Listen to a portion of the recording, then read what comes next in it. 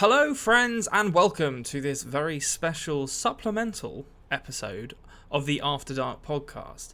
If you are watching or listening to this and you're thinking, hey there, Anthony seems to have gotten about half a foot shorter, he's beardless now, and he's 20% less charming, you are correct. Unfortunately, you're stuck with me this week. I'm Konrad.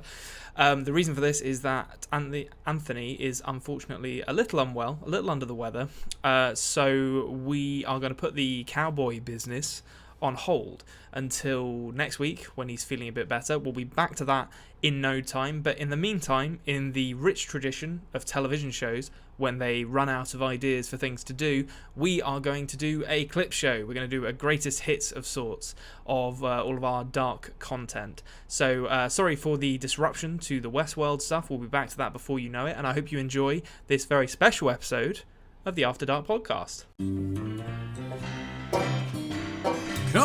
Come on to the After Dark podcast.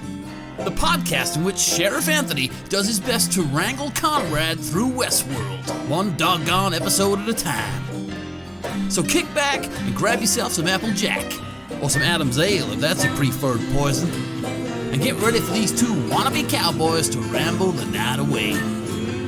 Music was provided by the fantastic Nancy Wyatt and Jared Iscariot.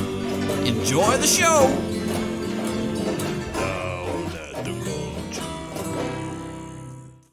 Okay, next question from, again, I hope I pronounced this correctly. It's Schreiser. I hope.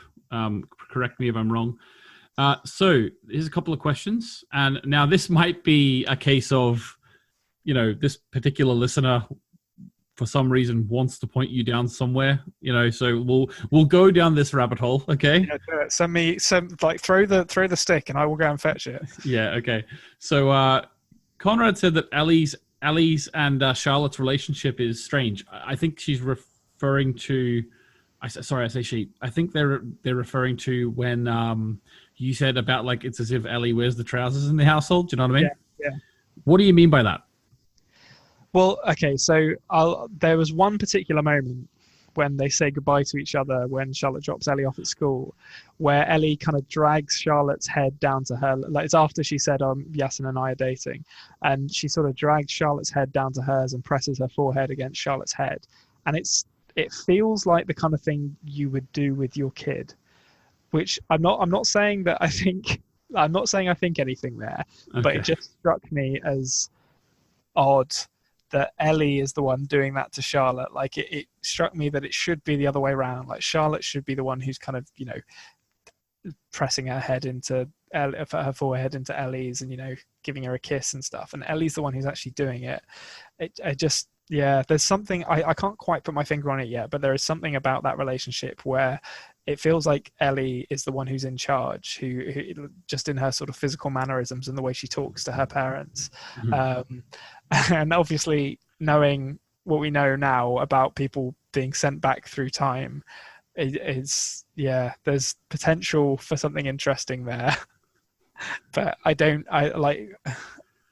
I'd be surprised if that's a very long way off if that is something that's going to happen. I can't see that being revealed anytime soon. What happened? What happened? What do you mean? Well, so we know that obviously Mikkel. I'm just trying to make you explicitly state the ludicrous thing that you're dancing around, that we can all have a laugh at you. You want me to say it? I'll say it. I think Ellie might be Charlotte's mum. That's my theory based on how they are with each other. I know that sounds ridiculous, but just the way they are with each other, it doesn't feel like Ellie. It feels like Ellie is the parent and Charlotte is the child, and maybe that's just kind of maybe that's just a statement on their relationship as a family, that Charlotte is not a particularly maternal figure and Ellie is better at being maternal despite being 9 or 10 or however old she is. Yeah. But we know kids are being sent from their correct time to other times, and I wonder if it cuts both ways as well, where they're going really far back in time. Well, I guess it'd be the same thing, but they're going really far back in time to take Charlotte's mum when she was a kid and then sending her forward in time to be Charlotte's kid? I don't know, but that's, it's out there now. All right, that's okay. You've said it right. Theory has life, and I look forward to being proven to be completely wrong. Yeah. Actually, this is a good point to say, Konrad, or to get your thoughts. We sort of just jumped right into this, accepting that we're in the 50s. I want to actually just get your thoughts. What did you think when you started watching this episode and you realized, oh, this is in the 50s and we're getting a whole, like they're in episode 8 of the first season, they're giving us all these new characters in a new setting. So I sent you this in a message, but for the listeners' benefit, the absolute balls on the writers of this show, they're like the audacity to be like, I know, we're on episode 8 of a 10-episode season. How about we introduce an entirely new cast of characters? Yeah. Outrageous thing to do. But I mean, fair play to them. They succeed. But there isn't a sane writer in the world who 80% of the way through a screenplay or a book says, I know what we need. Let's throw an entirely new arc in here. Yeah. You just imagine any film that you've ever seen in your life and like literally like an hour and a half in, it just shifts and you just get a brand new show. Yeah, you get laughed out of the building trying to get that film made. But apparently Baron Borodor and Jan Fries, I guess because they were making their own thing, they were their own masters. They got to do it. Yeah, like the big risk takers. I think as well, like if you look at the first half of the season and the second half of the season, there's definitely some mirroring going on. They have the same ebbs and flows. Like the first half of the season went from 2019 and then slowly then we got into 1986. We had the whole episode of episode 3 in 1986. And this is kind of like the episode 3 of the second half of the season. Yeah, I see what you mean. Yeah, where it's just kind of, it's really dedicated to establishing what's going on in the 50s. Yeah, exactly. Let's move into the big reveal. Then, if you hadn't got it by now, well, here it is. Jonas reads a letter that was we always sort of referenced as Michael's suicide note, I suppose. Yeah. And he reads the letter, and it basically goes through that Mikkel is Michael. I'm not going to go into detail about all the different sort of phraseology that he uses, but I thought it was a really well-written letter, and it was really, really nice. I also liked that the actor from Michael read it. He sort of dubbed over or, voice over the reading of it. I thought that really, really worked really well. Right. What do you think? Well, I'd say I thought it was a really touching voiceover. The kind of, I mean, it shows different stuff, but towards the end, when it kind of lingers on Jonas as Michael's reading this suicide note, I found it really touching, just because Jonas up until this point seems to have been motivated by trying to understand essentially why his father left him, and this is kind of why, on revisiting the cemetery scene with the stranger, I became convinced that this guy must be him, because he was talking about Michael saving his life. This to me felt like the moment where his life was effectively saved, because he's basically being told exactly why his dad left him, and that it's not. Yeah. It's not a case of not loving him or something like that. But as you say, there's some really great writing in this. The "we make a lie into our truth in order to survive" line is thematically very appropriate for this episode, with what we know about Katerina and Ulrich's relationship, and how they've potentially kind of woven this lie, or kind of concealed this lie of how their relationship started, in a relationship that they've tried to make work. The Wanderers in the Darkness is a very great image, and I wrote Mikkel confirmed as Michael, yeah boy. So I got there eventually. Like I should have, in retrospect, I should have got there sooner. But as we said off air, so to speak, I was too wedded to my future Mikkel theory to see the wood for the trees. Yeah, and it's like I was saying to you as well off air that I had it together. Like I didn't have, like, I did definitely consider that was future Mikkel when I was first watching it. Of course I did. But that didn't stick with me for some reason. I don't know. I think I got it in episode 3, whereas I think because we're doing the podcast, you were sort of really wanting to stick to a theory, and it would be funny if you were wrong. I think if we weren't doing the podcast, perhaps you would have got it a bit earlier, maybe. which maybe is counter to what you would think because you're doing way more like sort of looking into it. But actually, because you are looking into things so much, I think when you come up with a theory, you really want it to be true.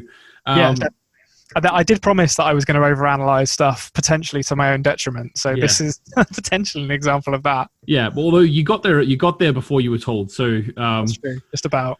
Yeah, exactly. So, and even if I'm sure, even if you hadn't predicted it in a previous episode, you would have done so.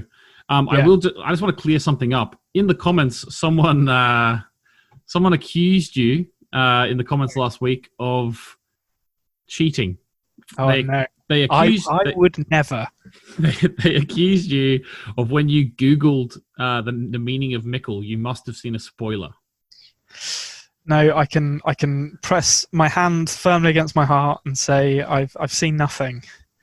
Yeah, I actually went straight to Google and Googled mickle name meaning or a couple of different variations, and I didn't get any spoilers. So I don't know if you just search the name mickle, then yeah, you probably will. But I'm sure Konrad put in meaning of mickle or something like that. So I googled, to be honest. Yeah, exactly. Mickle from Dark. Who is that?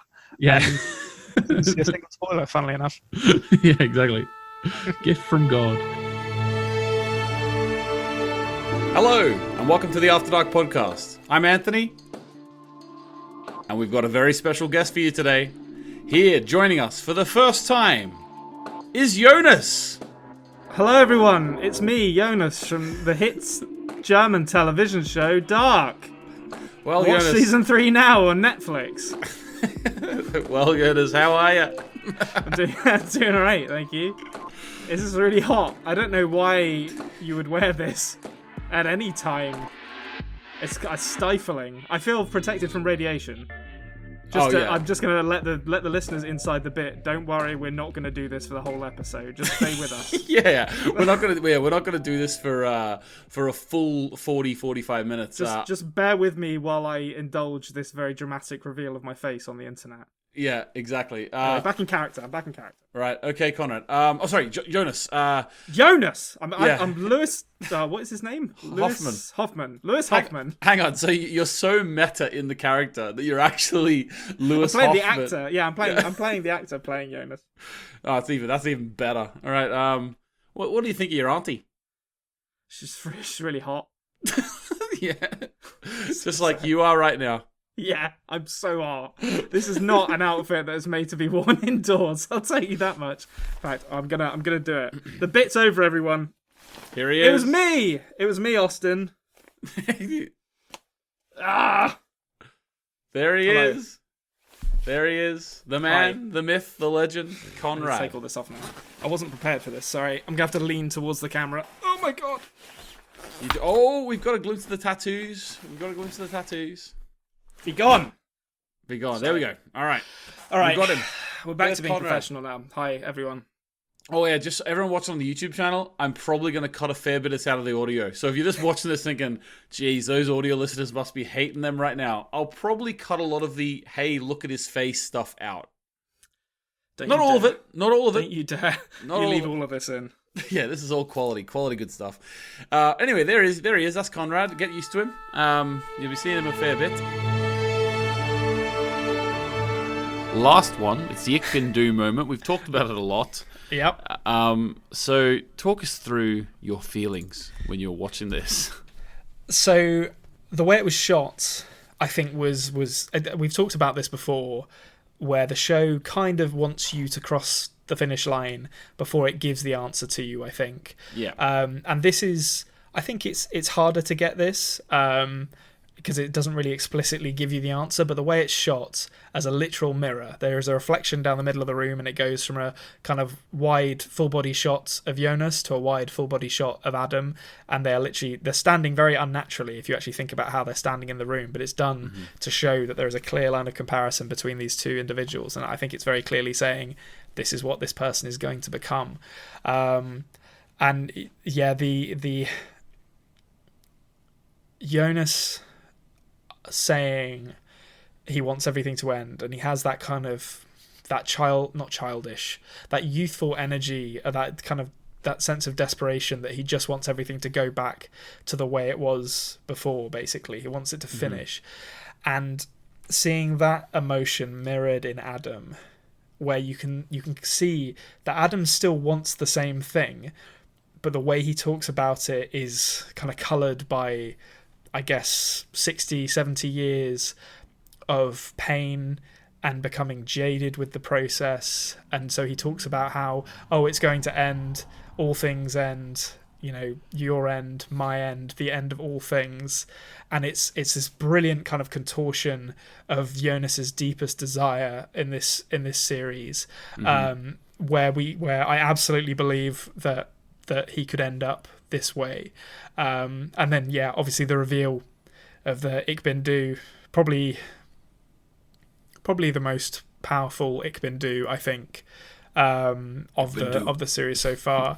Yeah, he's got a great voice too, Adam. I really was hoping for what the Adam voice would really let me rip into the dub for what the dub, but actually the dub Adam, it's nowhere near as good, but it's not. They actually did go out and cast like a really gruff sounding old man, so Oh, okay. Yeah. Is the line just "I am you" in the dub? It's just "I am you," yeah, which is not as cool. Not as yeah, cool. I don't know whether this is just me being kind of like biased towards the correct or the original language version, but Ik Ben Du just sounds better to me. It's a lot punchier as a line. Yeah, it is. It seems like it's more than. It seems like it's actually saying more than just "I am you." Yeah, I don't know what it is. Like, I think if you were going to translate it to English and have it be as punchy, you'd have to come up with some really cool line like "We are one" or something. I don't know. Yeah. Totally. That's like, I don't think "I am you" works nearly as well. But yeah, I mean, this as a reveal, this opens up so much about where Jonas's character is going to go, or well, I guess more about where the stranger is going to go, really, because Stranger knows this as well. Yeah, we already know one of Jonas's checkpoints along the way to becoming Adam. Yeah, it's the stranger.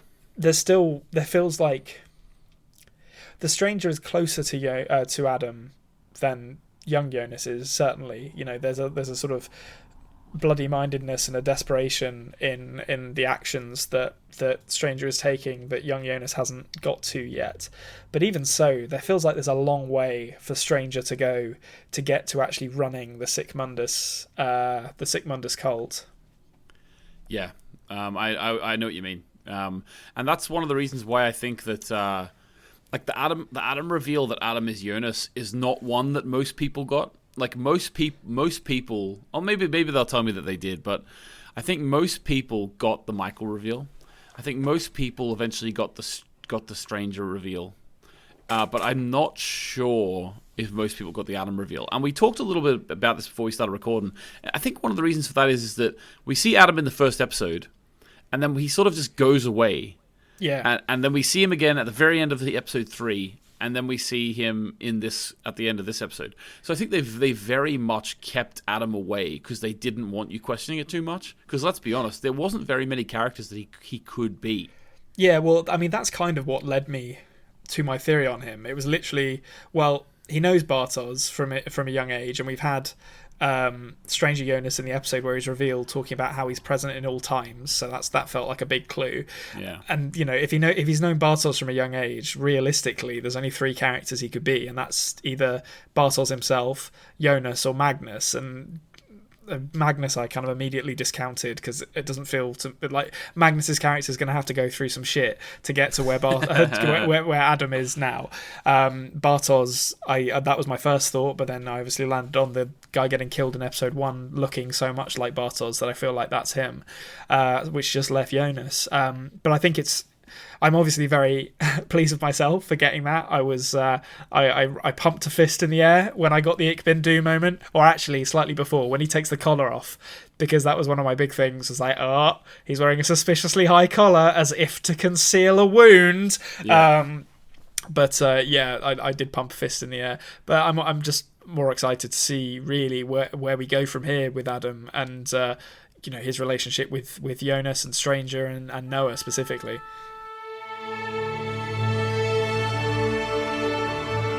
What's your understanding about the parentage of Regina?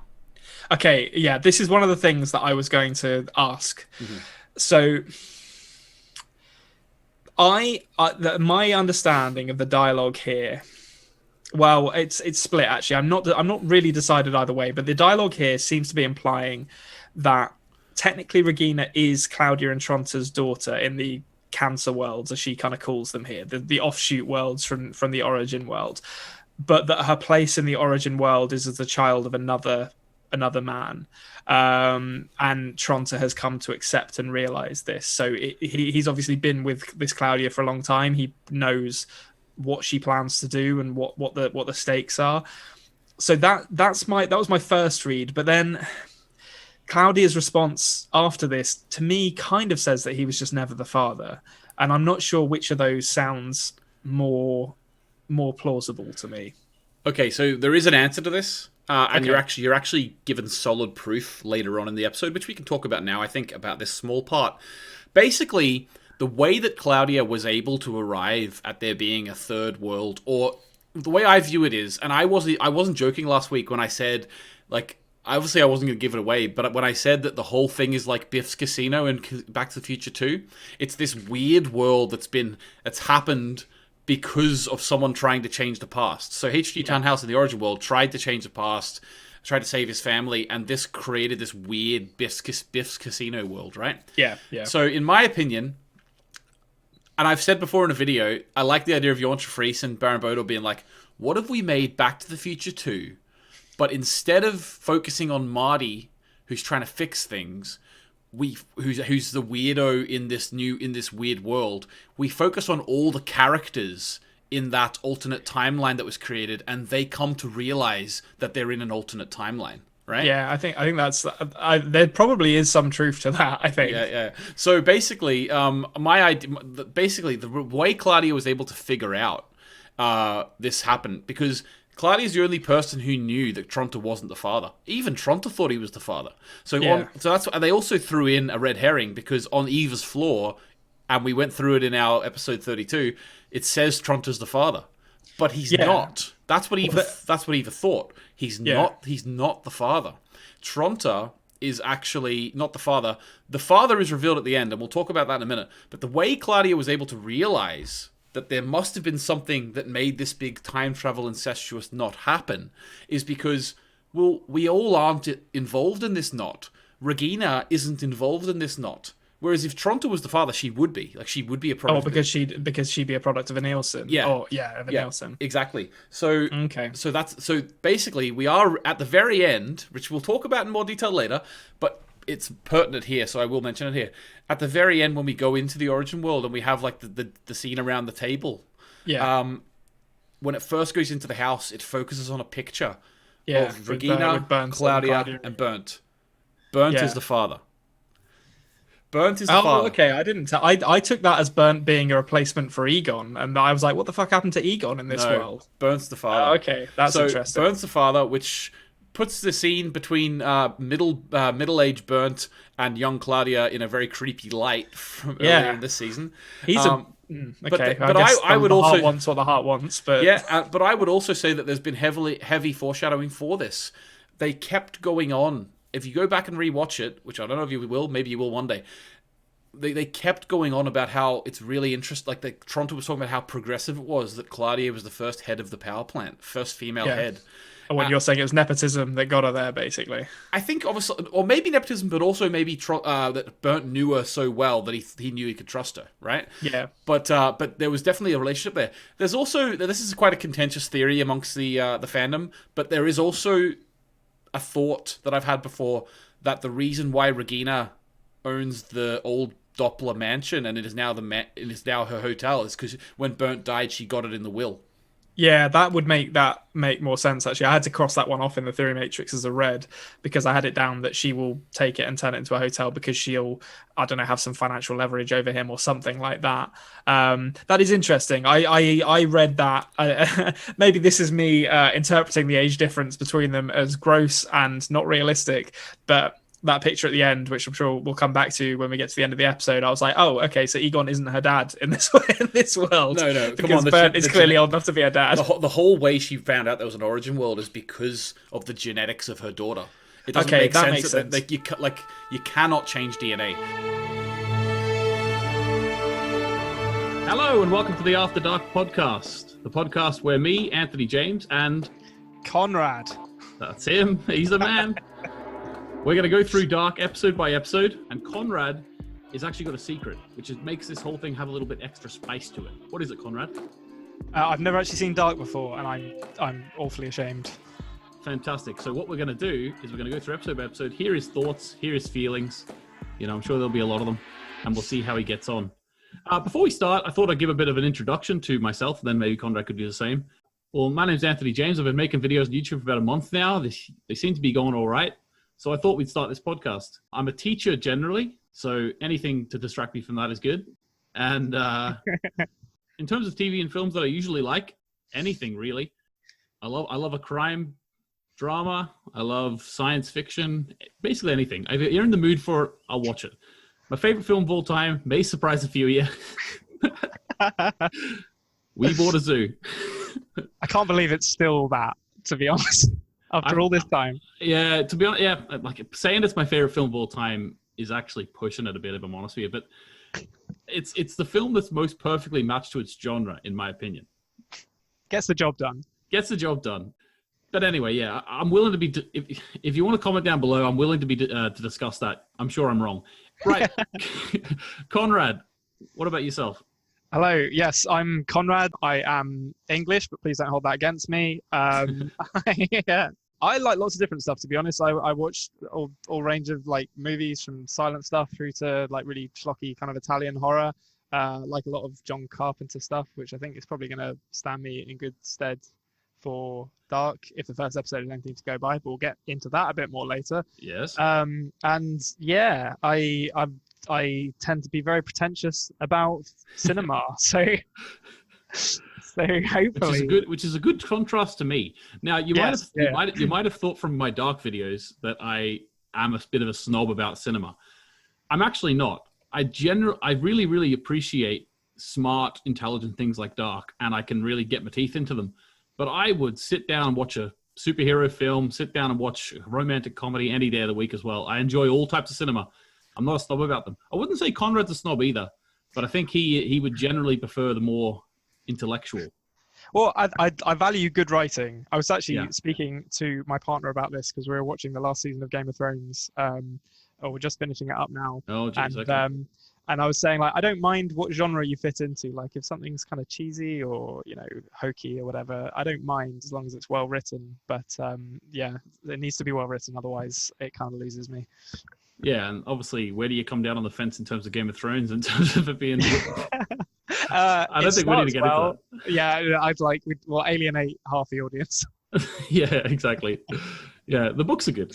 So anyway, yeah, so before we start going in through Dark, we're going to go through it sort of bit by bit. Every episode of our podcast will be an episode of Dark. Konrad has actually already watched the first episode.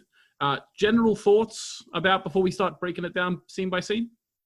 I thought it was generally good. I don't want to give too much away before we start, but like I enjoyed it, and wow, there was a lot of information in that first episode.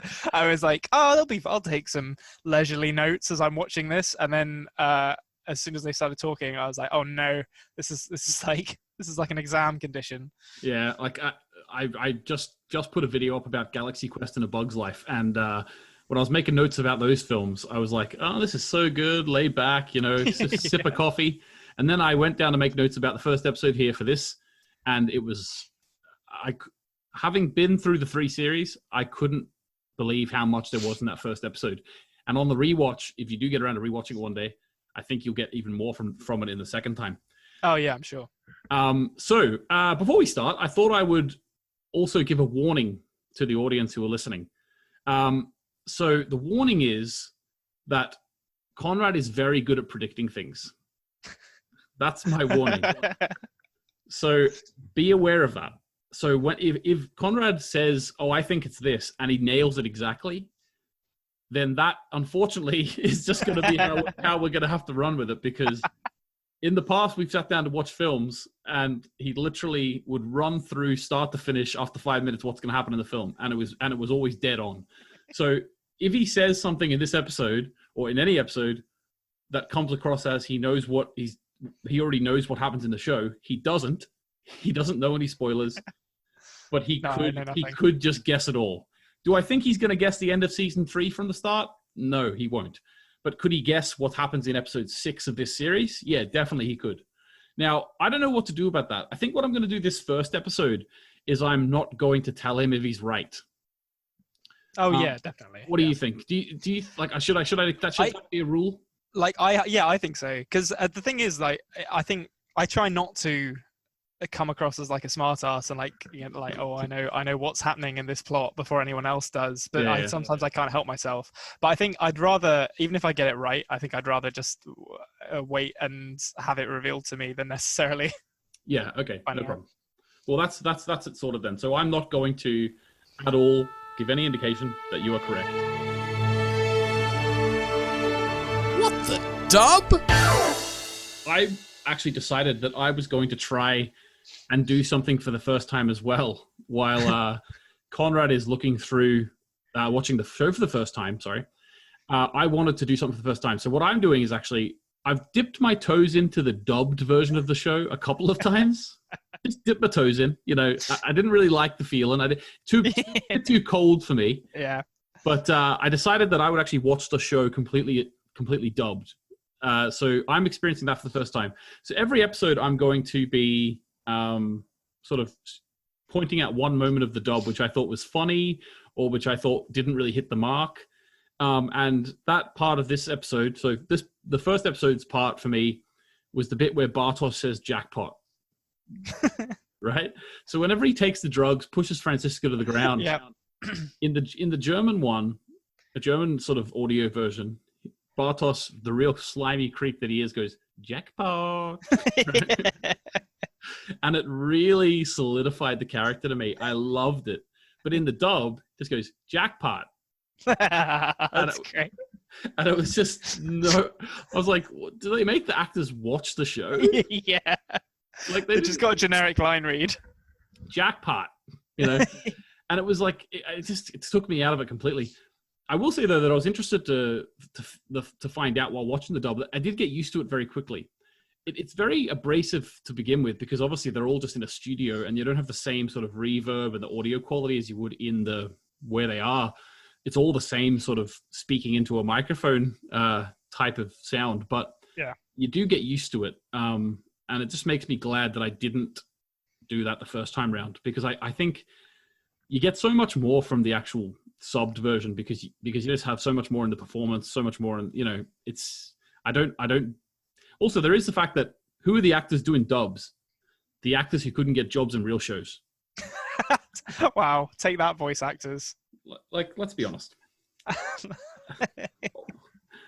Although I generally like voice actors, but come on. That's like the only thing I'll watch dubbed by choice is certain anime because I love bad voice acting in anime. But generally speaking, subs for something like this I think are important because you need to actually get the writer's original intent in the words. Yeah, I would agree with you. I waited till the very end to say this, but did anyone notice that we actually made it so that this episode was number 33? It's predetermined. Someone did actually point out on last week's podcast saying, the way it's going, I think the last episode is going to be 33. Isn't that a great coincidence? And then I just commented saying, it's almost as if it was planned. So everyone who hated the fact that we reviewed Edge of Tomorrow, everyone hated the fact that that we took a little sidetrack into Jon Snow for a week. You know what? We finally found our place on the best movie podcast ever. Having said that, they needed to happen. It's all predetermined, guys. They needed to happen for 33 to come true. What we know is a drop. What we don't know is an ocean. Yeah. And in fact, I'm so tempted to put an extra episode talking about Darkin somewhere, just so we can call it episode 35. And then if you take out Edge of Tomorrow and if you take out the Jon Snow episode, we still have 33 total of Dark, you know? Yeah. But that's stupid, because by the time we do it with Emmett, it'll change anyway. But every 33 episodes, we'll do a Dark episode. Yeah. That's what we have to commit to now. Don't hold us to that. The maths of that is going to become a nightmare when we start watching other series. Exactly. Right, okay, guys, that's us. Thanks very much for watching and going on this journey with us. If you're still watching at this stage of the video, at this stage of the series, we are eternally grateful. Please come on with us on the next journey. We are going to be touching in on Dark, as we say, but I think we've got a lot of people who are looking forward to it. You have to be an Anthony or a Konrad. If you're an Anthony, you've seen the show, go and watch the OA. If you haven't, you're going to be a Konrad, and you're going to predict away. Right, guys, well, we'll see you next week for the Theory Matrix. We'll see you tomorrow for the Dark discussions. And apart from that, any last words, Konrad? See you in the OA, I guess. Yeah. Bye-bye. Goodbye. Thank you for listening to the After Dark podcast. Make sure you subscribe so you don't miss an episode.